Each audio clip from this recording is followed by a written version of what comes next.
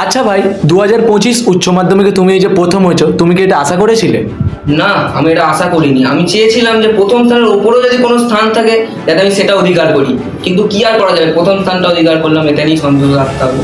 ও, তা তুমি নাম্বার কত পেয়েছিলে? নাম্বার আমি 498 পেয়েছিলাম। তা বাকি 2 নাম্বার কিসে কাটলো? এই কথাটা বলে আপনি আমার মনটা পুরো ভেঙে দিলে।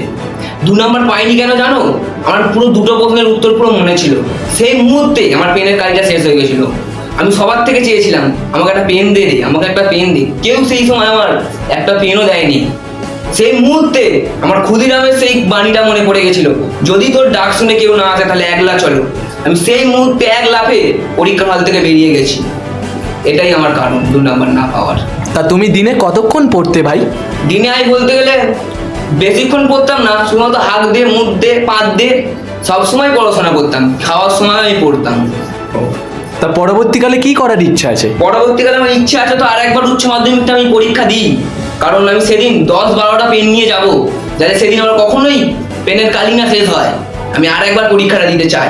সরকারের কাছে এটা আমার নিবেদন, যাতে আমি প্রথমের থেকে আরো বেশি উচ্চ স্থান অধিকার করতে পারি।